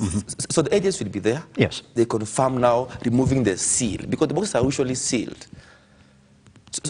So there, at that point now, they remove the seal, the box is opened, and now they do the tallying. You see now, candidate A, here are your papers. And candidate B, here are your papers. Yes. See here. And then now they tally. After tallying, they now put the figures now in Form 34A. And they do two things. The one thing, they register the number of registered voters. And remember, countrywide, each polling station should not have more than 700 voters. That's the guidelines by the IBC. Yes. Each polling station should have at most 700 voters. So there should confirm how many people turned up for the voting. And if you remember so well, once you put in your finger on the KM's kit, it populates that IBC center bomber, telling us so and so has voted. Has voted, isn't it? Yeah. You see, and as the day goes, you can actually confirm, as we speak, we have done 50%. And in fact, IEBC was able to do that. At the end of the day, you can say you have now done 65%. Yes. You see, so after that, they now do the tallying, and now they'll indicate on the Form 34A. That this is the particular result from this particular polling station. Yes, voters are this, turn up is this, spoiled votes are this, candidate A garnered this, candidate B garnered this. And once everyone verifies that, they sign and their name and that ID. particular form. Yes, you put your name, your ID, telephone number on that form. After that, that form is now scanned electronically by the KM's kit itself. On the face of it, it's scanned and then it goes straight to IBC. Yes. And then, as I said, it goes to the constituency turning center. where now they'll come up with Form 34B. And now the arrow at the crucial level, they now go from 34B to Nairobi. To confirm that indeed the result that they have from 34A is exactly what they have at B. Fine. Yes. Charles, how does the law operate? Does it operate in totality? Because even in instances where you're saying we are hack-proof, that the process is not tight to the point that indeed you can't say that this exactly happened in this particular polling station. Let's look at that. We did see images of Azimio leaders saying that indeed we've actually nabbed some IEBC officials who had already signed ballot papers at these polling stations. If indeed somebody is going to launch a petition, where do you foresee this petition coming from, Charles? Well, the petition will be I don't preempt on the grounds they want to raise. Yes. You see, I'm presuming perhaps maybe 2 or 3 grounds. The first one they'll put up will be the commission was divided. By the way, good. Let's begin from that. Let's begin from that. Yes. The commission was divided by itself. And that's what I was saying. Does it operate in totality? Because when you're sitting as an advocate and you've given a commission a responsibility, and some members of that commission, by the way, come in and tell you, we do not like this process, is that ground to say, why don't they like it? Well, the commissioners, I think they're misplaced. Because I looked at the argument, there are 3 main arguments they're putting forward. Why they couldn't agree with the chairperson. Yes. They have got 3 grounds. The first ground they are saying is that according to them, the 0.01% of the voting adds up to over 140,000, which is misplaced. Simple arithmetic will show that those votes are not 140,000. The other ground they are putting forward, they are saying that at the end of the tallying, there was some opaqueness. But they cannot define this opaque. Because if you remember very well, the very commissioners are the ones who are coming now to read from 34Bs. Yes. Saying that constituency number A, candidate A got this. You see? With some people saying that you might actually be able to read something that is wrong if you don't realize that, Charles. But still, if you look at the law, as I mentioned to you, the law will have Chebukati's hands tied. Why? He cannot amend. He can only comment on those results. You see, as he's verifying those results, he can only write comments on them. That's it. He cannot now go ahead and now change the figures. They came out. He cannot change the figures. True that. And that's why, if you are to use the example of auditing, if you give a qualified report, you give a qualified report with reasons. You see? You say, because auditing is the same as like verifying something. Yes. So once you can actually see a discrepancy, you only give out a comment on it. But the commissioners cannot on themselves vary those figures, because the figures are the primary evidence of what happened at the polling station. Pretty much. Let's look at that as well again, because there's another issue the majority of Kenyans were asking for. Yes. If indeed you're saying that the final form that you're going to use to release the presidential results is going to be Form 34A, and you did see the CEO come in telling us, well, there have been over 200 hacking attempts of this IEBC portal, but we can assure you that indeed it has not been hacked. Do you think that might be another area to launch this petition before I go to the next one? Well, that in itself may not necessarily be a good ground. Yes. Why? Because IBC said they were attempts. You cannot tell who was attempting. If indeed you have a system and in reality you've been hacked, you as IBC can come in and say, we've been hacked. But if it was hacked, you'll just see it. Perhaps it could be slow. Yes. You see? But as we speak, the portal is still up and running. Yes. So if at all it was hacked, it could perhaps collapse. Pretty much. Another question, Charles, on it. KPMG came out, but you saw that report, Charles. They came in and said, well, we've identified returning officers in this particular commission that are not essentially supposed to be here. Some of them have this permission to go in and access areas of the portal and manipulate the results if they want to. They do have that access. Well, they also say we have 2 million voters on this particular register that we have no idea where they're coming from. Did you see IEBC respond to that report by KPMG? The report by KPMG was trying to audit. But once you audit, what happens then? It was trying to audit the register. Yes. and identify perhaps so-and-so had died. You see, so-and-so is not existing. Yes. But remember... That's a big number, 2 million, isn't it? It's a big number, yes. But that will come back to the basics of the election process. Because as we know, IEBC is supposed to do continuous registration. Yes. You see, of voters, as per the law. But remember, within 5 years, people might have died. That's a fact. You see? So IEBC is supposed to be working in tandem with the registry of persons to confirm that if someone died, they remove their names. But I don't see how a dead person will come and vote in this election. Why? Yes. Because you must identify yourself on the KM's kit. So how will a dead person come and identify himself on the KM's kit? Another thing would be, if at all the voters... But you have to also factor in that there was manual identification, isn't it? Yeah, yes. But it was in exemplary circumstances. Forced by circumstances. Is that a whole? Is that a whole then? Because a circumstance could be, yes, this person has to vote even if they're not here. No. But remember, if you look at the KM's kit as they are, yes, ordinarily, if you put in perhaps one of your fingers, it will not identify you immediately. But if you try with all your 5 fingers, it will somehow identify you. But still, that's why you have the backup manual register. Yes. It was supposed to be a backup. In that you can go with the ID on the paper and then confirm your name, and then you'll be allowed to vote. But that has been the problem with Kenya, because people will now end up voting more than one time. And that's why you want to insist on technology, because it's here to assist us in avoiding the previous issues we've been having with the election. Yes. Malpractices. So we'll all end up having the manual register because of circumstances. So-and-so has to vote, but somehow it can't, but somehow the KMC can identify this person. And that's why now you go back to the last resort, the manual register. So I don't see how someone who is dead will come and vote. Yes. But still, if that will happen, then the number of voters will be perhaps over the registered voters.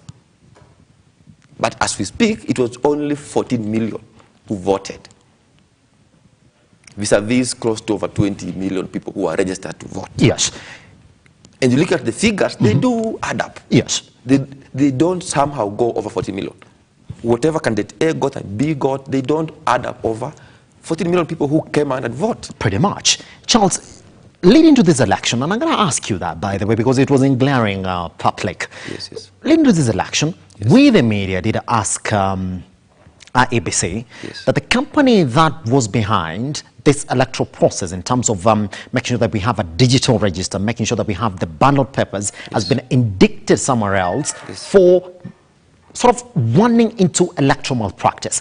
IEBC did not give us a substantive answer to that. And by the way, for purposes of this conversation as well, the Supreme Court went into a last-minute ruling that stated the 2017 NASA versus IEBC ruling that said you gotta have the manual register only as a backup. But that ruling was last minute as well. Is that an area to also go in and launch this petition and say, well, indeed, if KPMG did identify the 2 million and the company behind this, that IEBC never went into due diligence just to make sure that before you get this contract, you got to be clean because you're running a general election in a particular country, that they want that clean. Could that be basis of this petition? Well, to me, that will not necessarily form a good ground. Yes.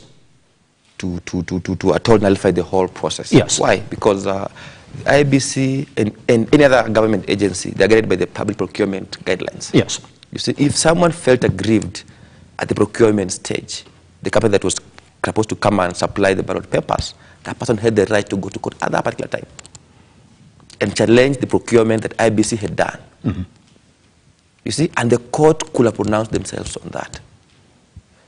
But you see, if you look at the election laws and the issue to do with election disputes, the law anticipates there are 2 scenarios. There's pre-election disputes.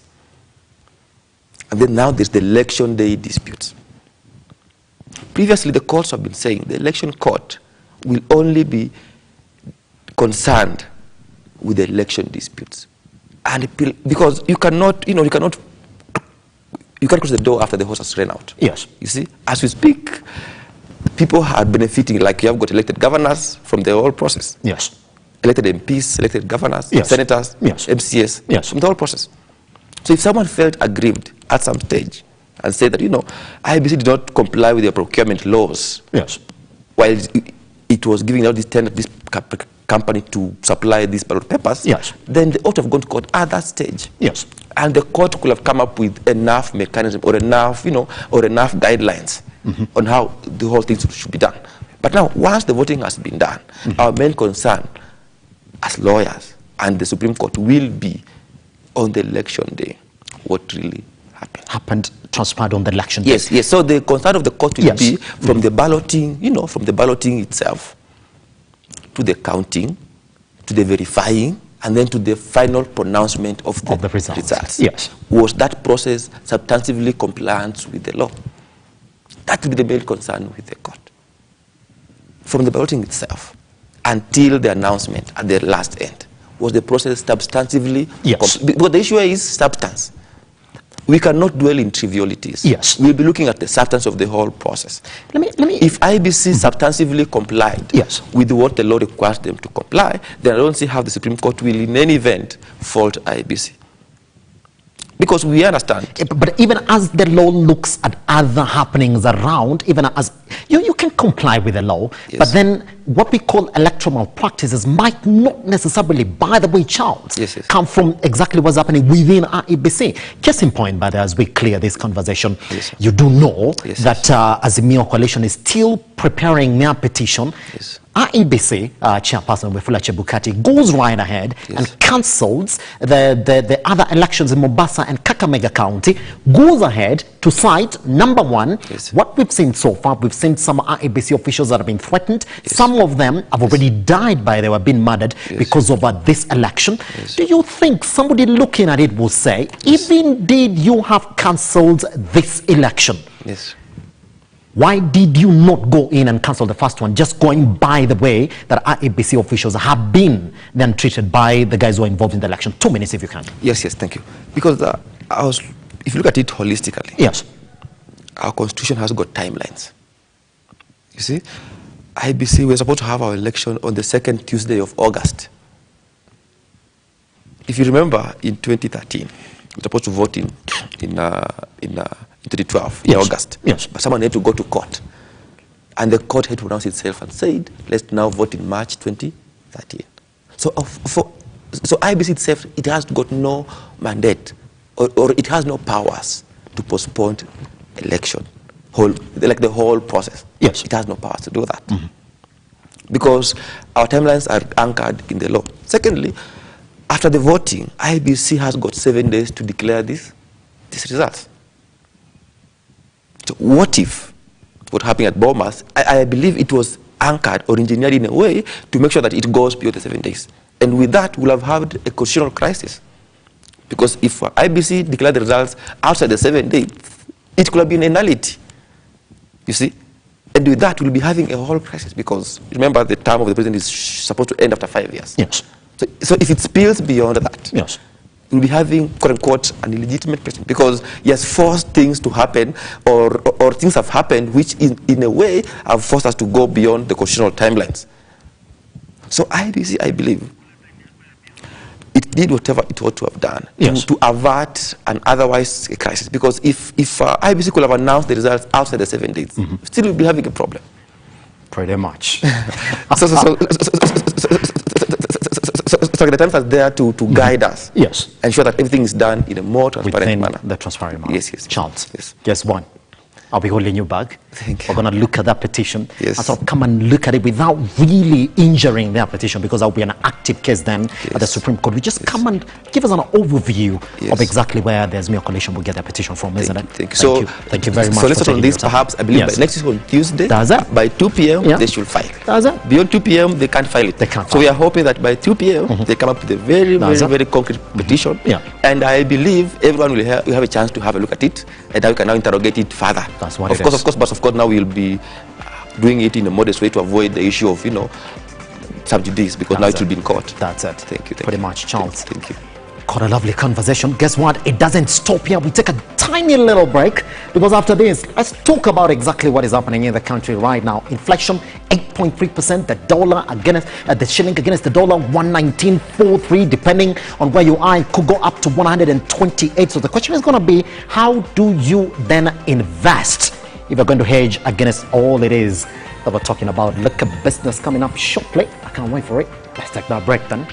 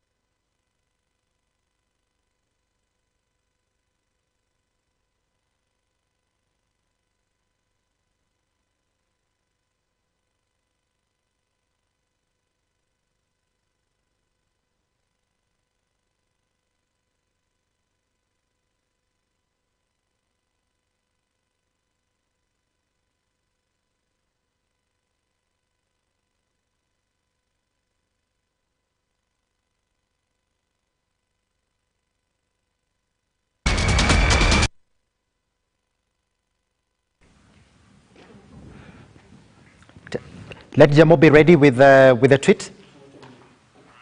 Okay.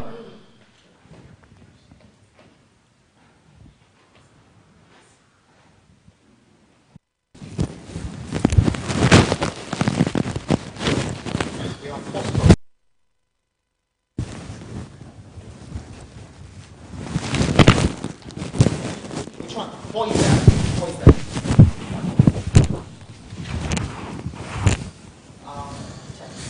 You asked me and you asked me to join Mukora and John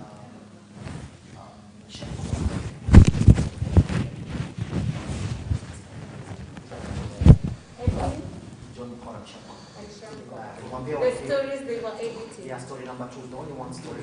Okay. Server, because that's the one that is missing.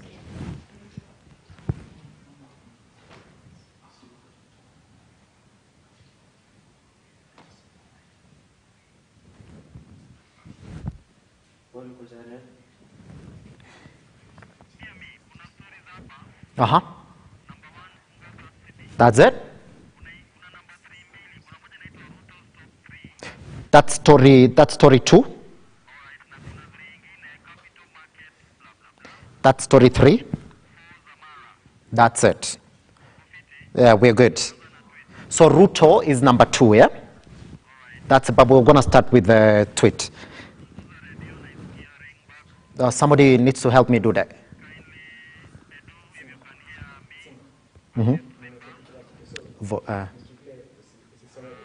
That is fine. Yeah, I can get you. Come reduce.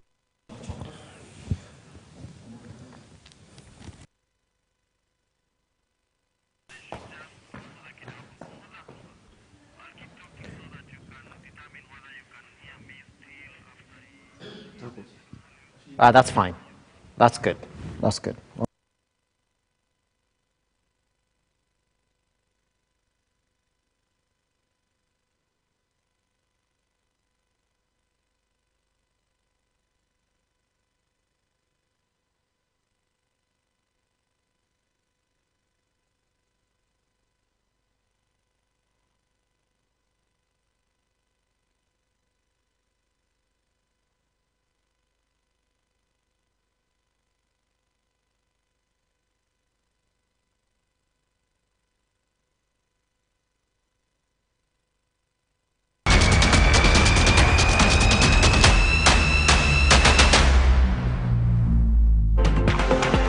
Is Simba Elijah Charles Kiage.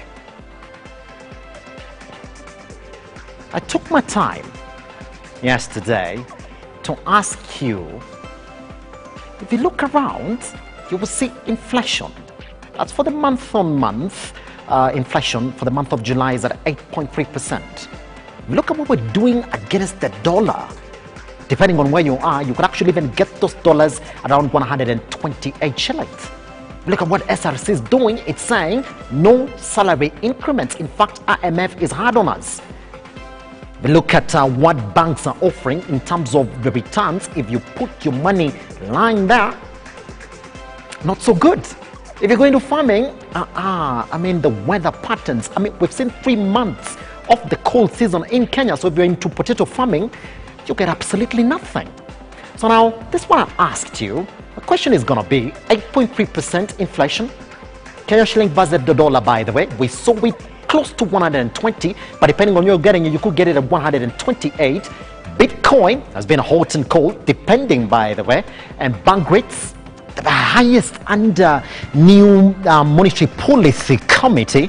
I really state, if you're not directly into land as a small-scale investor, you might not really do so much. So the question was, how do you invest then to hedge against all this? And I said, let's learn. And the majority of you have responded on that. So let's go directly into those comments so that we make sense of what it is that you were saying. Indeed, because that's where the conversation is going to come from. Because the question today is, how do you invest to hedge against inflation? Kiage Simba saying, rates. Folks still paying rent. Well, we're going to tell you exactly what that meant. Embedodo come in and say, which rates do you like the best? We're going to talk about them this morning. Now, Oracle of Mukuzaini come in and says, livestock, my friend, goats, cattle, sheep, poultry, and apiary. We're going to talk about that. Let's continue looking into those responses so we make sense of them. Rufus Kamau came in and said, inflation-proof stocks, forex trading this year into long-term value assets like both stocks and Bitcoin. And now, that's where we begin. So let me say, how are you doing, Professor Kamau? Fantastic. Is right here in the studio. Rufus Kamau will be joining us today as we talk about that. We're going to look into investments during inflation. At Look Up TV across all your social media platforms. I am at Kiage Simba on our Twitter. Let's talk investments today. But just before we begin that, let's make sense of what is the biggest headlines at this hour, shan't we?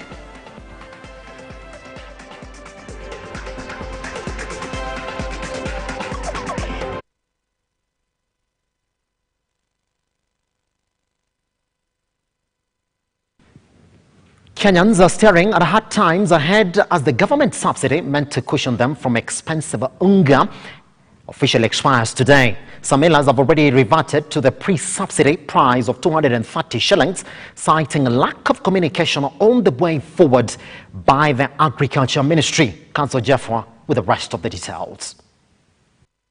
Kenyans are staring at a high cost of food yet again as the Unga Subsidy Initiative announced on 20th of July, cutting the cost of a 2-kilogram packet of maize flour to 100 shillings from a high of 205 shillings, officially comes to an end. The outgoing government for Uhuru Kenyatta released 8 billion shillings to millers in the country in order to finance the 4-week program, which was to end on 20th of August. Last week, Principal Secretary for State Department for Crops, Development and Agricultural Research, Francis Owini, dismissed a memo that was circulating online that the subsidy has been suspended. With an election petition looming as Kenyans await for the next government to take over, it is back to 200 shillings. Before the subsidy kicked in, the 2 packet of maize flour was retailing at 230 shillings. The subsidy is ending this week.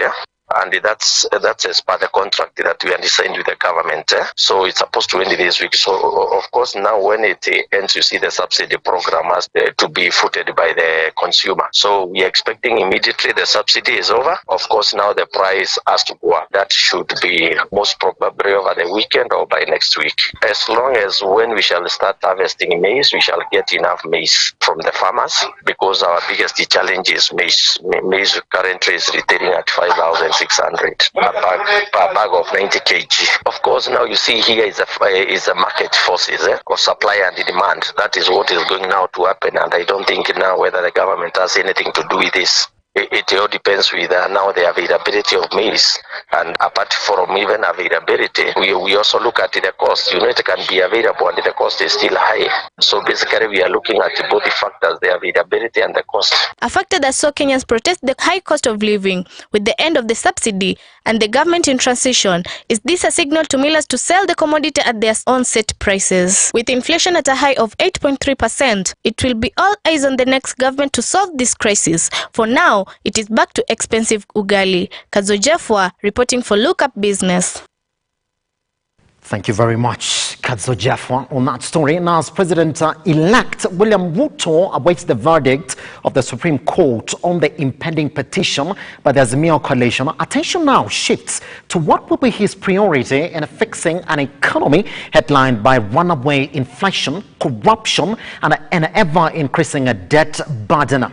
John Mukora brings us the analysis on what awaits Ruto if and when he takes office. With the Deputy President William Ruto promising to reduce the high cost of living within the first 100 days of his inauguration, economic experts now say it will be impractical for the president-elect to achieve this, as he has to navigate his way through a ballooning public debt that currently stands at 8.6 trillion and an economic still ailing from the shocks of the pandemic. As I was saying, if everything is held constant and he becomes the president, in his first 100 days, he has promised that he's going to pump 50 billion, I think, to young people. He's going to pump 20 billion to women. He's thrown figures around.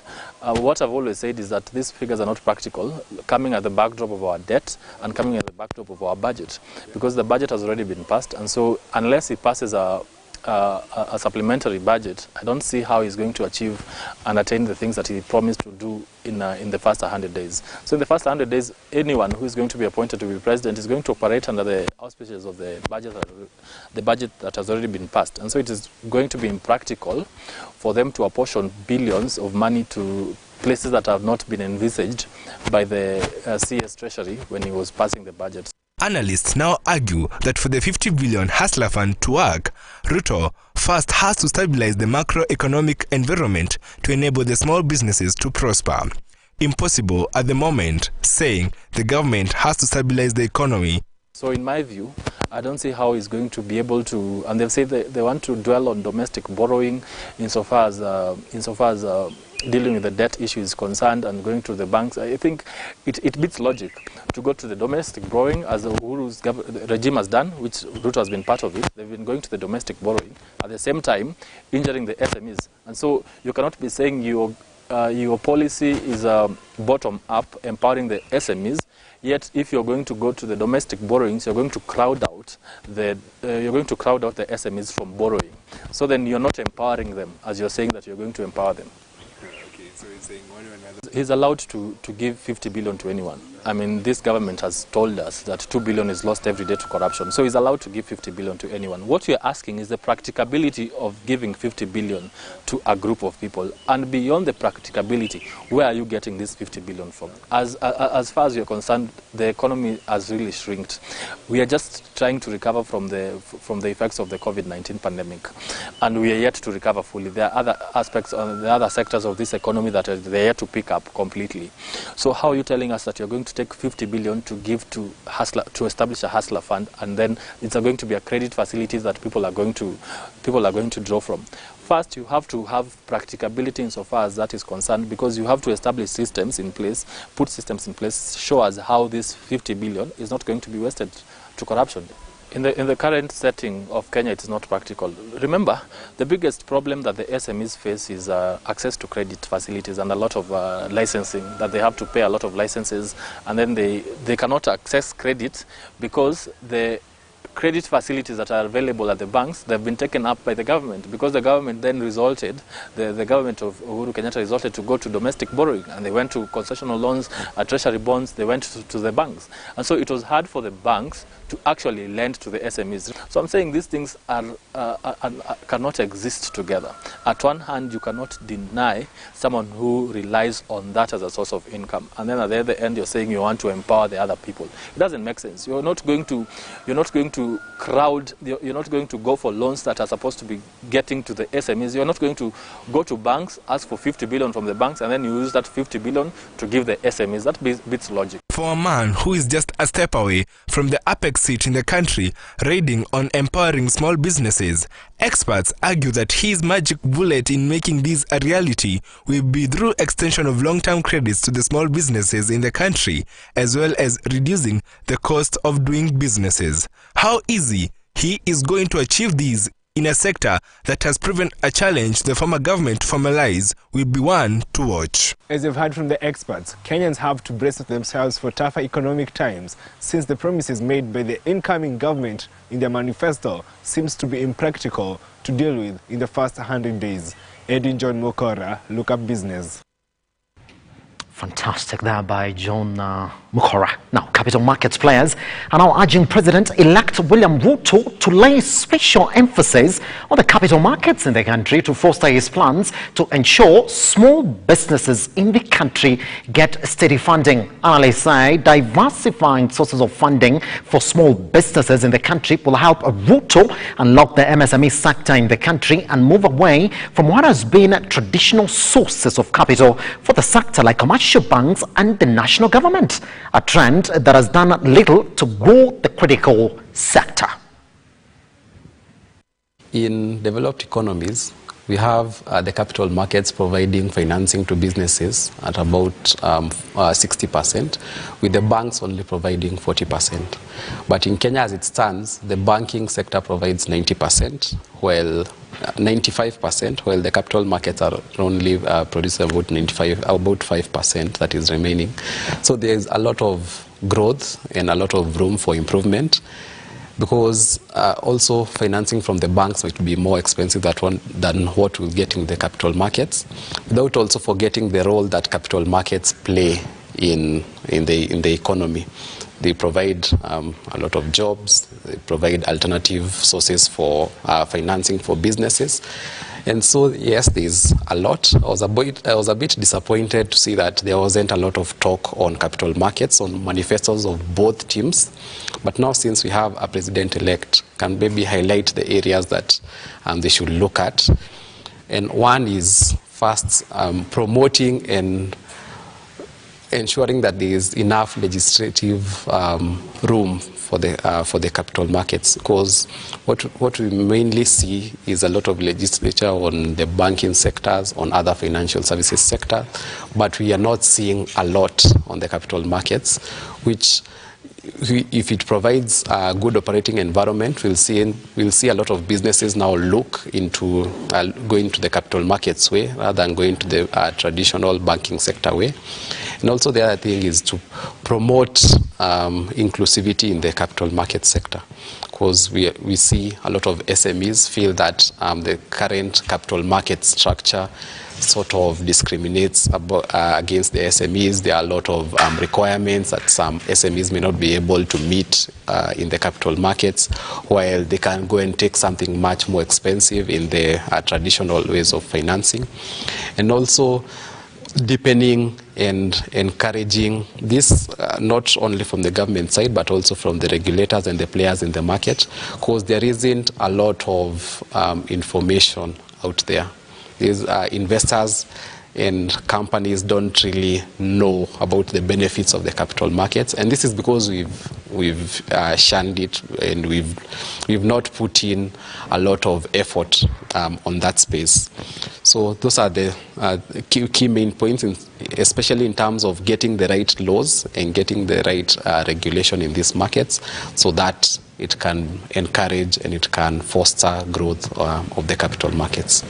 Looking at his approach and some of the things that he highlighted that we need a third tier of commercial financing, especially for businesses and SMEs, which he's been passionate about.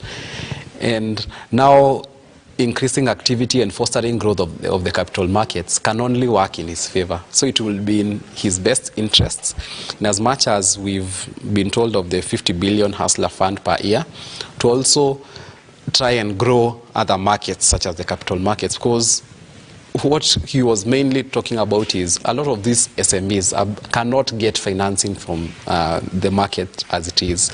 But if you foster growth in the capital markets by putting in the right policies, putting in the right laws, ensuring that this market is running as effective as possible, then it can only augment even that hustler fund, because for smaller businesses, they might look for the hustler fund, but for a business that needs constant financing in its growth stages, then the capital market is the way to go for such a business.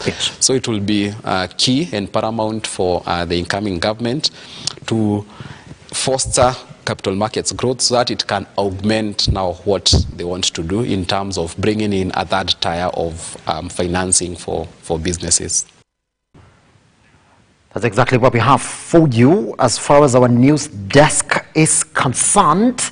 Just before we take a short break, let's look at exactly how the markets opened today in the morning. What we saw from Monday all the way to the declaration of the presidential results is that they were a bit coy, really, in terms of the deals that we saw. When the big down on Tuesday came back up again on a Wednesday, with majority of analysts saying, well, we learned from 2017 that a petition is not the end of our markets, because if you remember, once the election was announced back in 2017, by the way, we stopped trading. Everybody didn't know what was going on. But this time around, if you saw the way we started the election up to where we are right now, our markets are back up and running, despite just the reduced activity that we've seen across the board as we wait for that petition to be concluded. So let's look at the markets. And after that, we take a short break. Once we come back, Rufus Kamau is in the studio.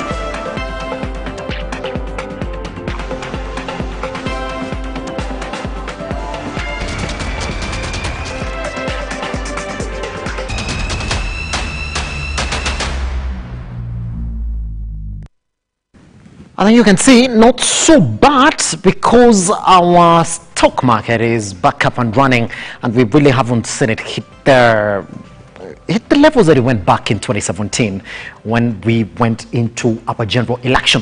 But then, far away from that, if you look at our inflation, it is 8.3, the biggest one, the highest we've seen month on month in the month of July, and the fears that with the